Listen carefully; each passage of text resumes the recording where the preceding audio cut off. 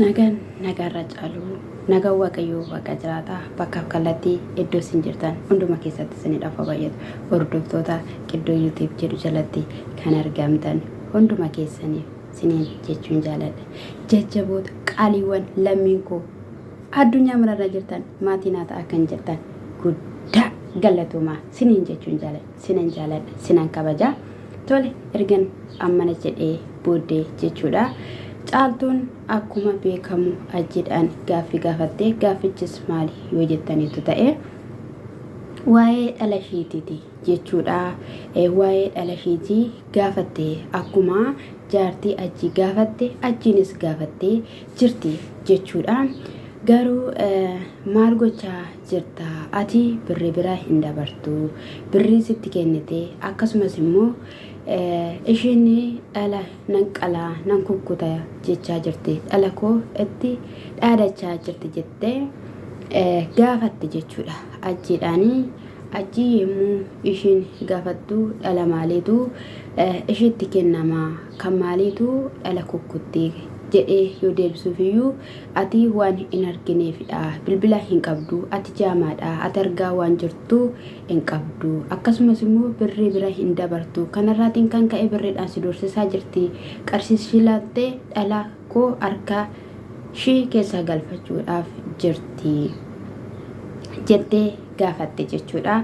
Inni kanarraatiin kan ka'e deddeebisee yoo birrii kaffaltee akkasumas immoo yoo waanan yeroo darbe viidiyoo irratti dubbatee ture jechuudha. Waa'ee mana nama wayii mana riyaashiitti natti fakkaatetti dubbatee ture jechuudha. Gaafatee ture kottu manatti deebi'i akkasumas immoo paaspoortii keenyatti kenni akkasumas immoo naaf farrami naamina jedhee gaafatee ture. Sanarraatiin kan ka'ellee isheen illee lakki jettee haa ta'u iyyuu malee mucaadhaan babbalee gaa'ii haati dhaltee waan baay'ee taate waan ta'eef mucaadhaan babbalee gara manaatti deebitee jirti jechuudha. Gara manaatti deebitee jirti. Egaa haa ta'u iyyuu malee aariidhuma ta'ee baay'ee gubachaa jirti baay'ee yaadaa jirti waa'ee dhala isheetii kanarraan kan ka'e gaaffii gaafattu iyyuu inni ammas maal jechaa ni jira waan inni kana dura siin jedhe paaspoortii kee akkasumas immoo birrii akkasumas immoo waraqaa seeraa irratti naaf farramuu qabdaa jedhe jechuudha. Kana jedhe jechuudha. Egaa kana dura waraqaa kukkuteera jedhananii garuu nagarree waraqaan akka citeedha kan beekamu. Akkasumas immoo jechuudha ilaa isa yeroo darbee caalaa rakkachaa turte isa yeroo darbee caalaa tumamaa turte caalaa tumamti dhuguma caaltuun kana gooteetti taanaan jechuudha. Sanarraatiin kan ka'e immoo hin kennu tasumayyuu waan hin kennu hin qabu waanii birri sitti hin kennu paaspoortii sitti hin kennu ija keetiin hin argitu kan maaliiti bakka ati dhala kee gurgurtaayi yeroo isheen dhala keetiin akkas jettu sitti tolaayi si gammachiisaa wayii ijettee yoo gaafattu maalirraa fuutaa dhalli kan kee miti dhalli kan kooti jedha jechuudha. Ajiini isheenis dhalli kan kooti anatu barbaadee daate ati barbaadee osoo hin taane anatu barbaadee daate waan ta'eef dhala koo nan barbaada dhalli koo na barbaachifti dhala koo dabarsitee ormaaf hin laateeni yoo jettuyyuu inni didee jira jechuudha. Akkasumas immoo waan kana yoo gochuu baattetta ta'e dhugumaan dhala kana argachuu hin dandeessu dhala kana hin argattu jedhee jira jechuudha. Dhugaa dubbachuudhaaf dhugaa baay'ee nama gaddisiisa baay'ee jechuudha. Mana kana hin jedhamne namatti dhaga'ama.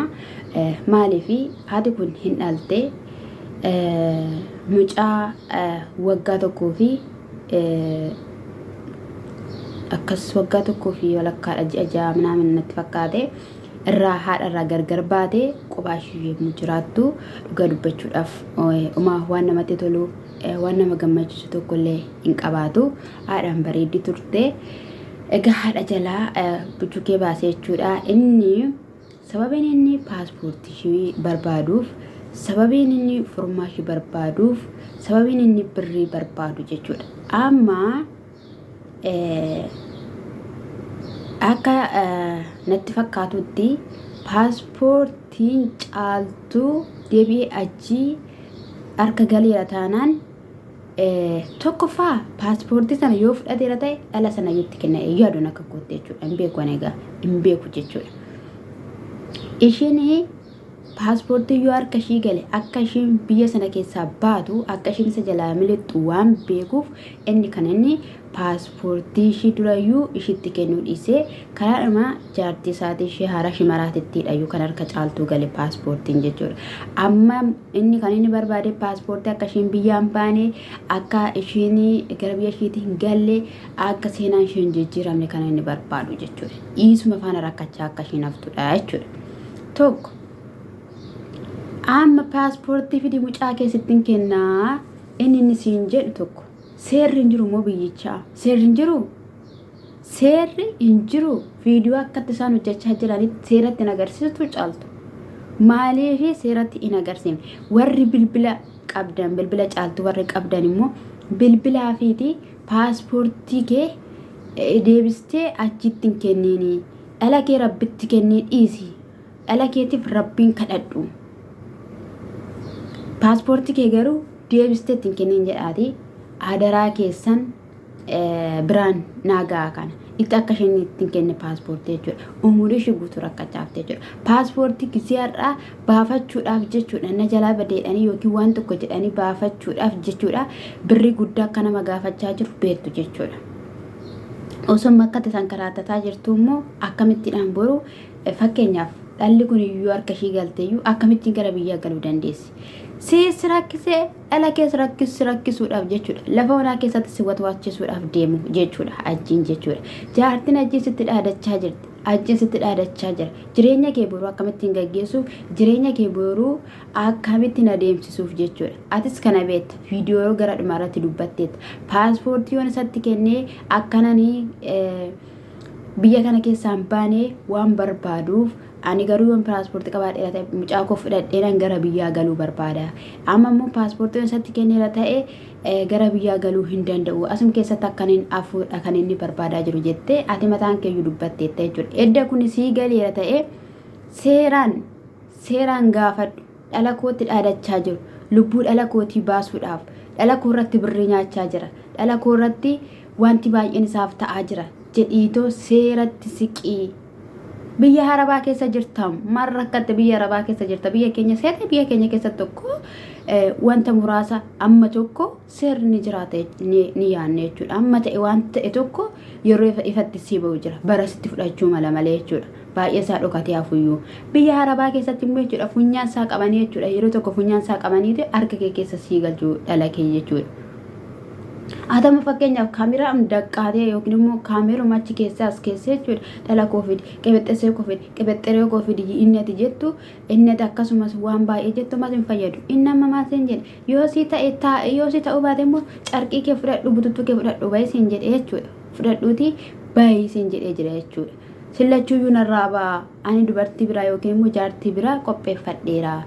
Ani kana maaltu akka irratti hojjetame naaf hin galu dhugaa nama ajjii jedhamu sana jechuudha. Kanaafiyyuu bakka edda akkasittiin tuffatamtee homaa siifiyyuu gochuu hin danda'u.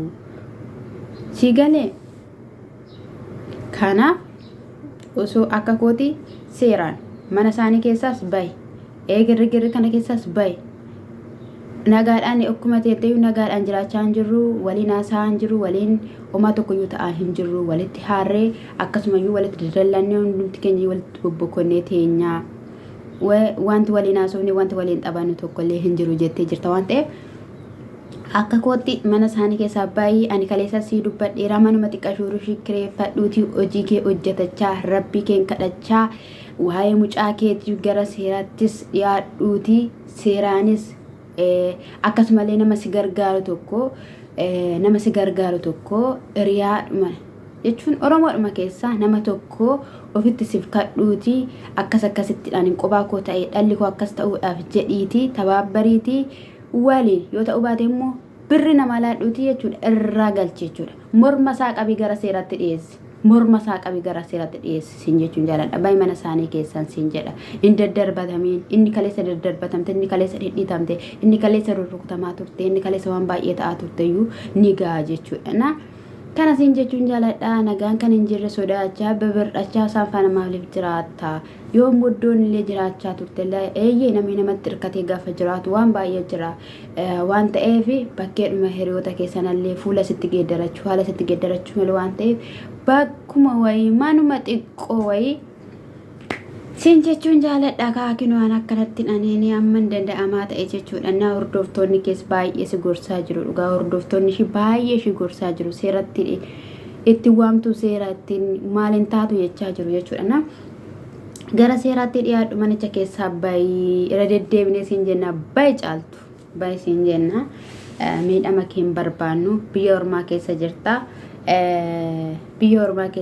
jechuudha asirraa shamarran keenya maal barattu biyya ormaa keessatti akkasittanii gaa'ilan qabatina dhugaan siin jedhe akkasittanii irri sin gowwomsee kootu waliin jiraanna baay'ee kootu akkas ta'e siin jedhee mana caasaa keessa akkas taate qabeexxisee taate siin jedhee gaafati hojii kee hojjechaa jirtu waan baay'een si babbalee jaalalaan laphee keessi cabsee harkasaa keessa si galfatee rakkina sirraan gaa jechuudha gidiraa sirraan gaa jechuudha gaafa harka keessa si galfate waan baay'ee dhufa kunoo dhalliin dhufa jireenyi ni jiraata manni kiraa ni jiraata maaltu ni jiraata xaaxaa kana dhiisaati ciqici kana dhiisaati rabbii keessan kadhachaa uumaa keessan kadhachaa inni immoo dirqama jireenya keenya in hojjeta jechuudha dhugaa dubbachuudhaaf waaqayyo ulfina maqaa isaatiif jedhee jireenya keenya hin hojjete jechuudha har'a gubachuu har'eeyyee namni waan gaarii ni yaaddata manni namaa natti ulfaate mannaan ormaa natti ulfaate osoo mana kootii okko uffa hin jedha osoo mana kootii okko nan boqodha osoo mana kootii okko aaraan galfadha jechuun keenya waan hin oolle ta'uyyuu malee immoo miidhama qaba biyya ormaa keessatti batalaa'e miidhama guddaa qaba akka barbaadden baatu akka barbaadden galtu waan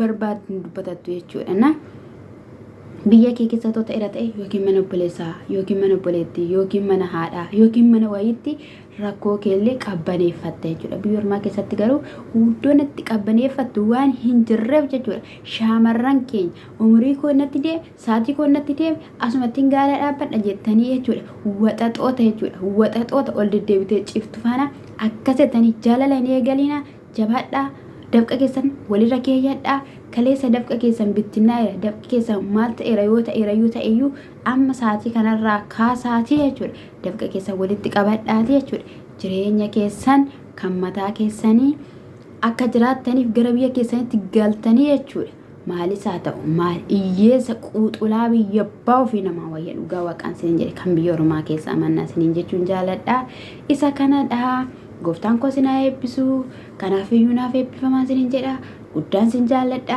guddaan sin kabaja gola madaamii keessatti kan argamtan siniin jechuun jaaladha waaqayyoon koo sinaa eebbisuu maatummaa keessan ittuma fufaa siniin jechuun jaaladha kanaan siniin jedha gooftaan koo sinaa eebbisuu naa eebbifamaa shalom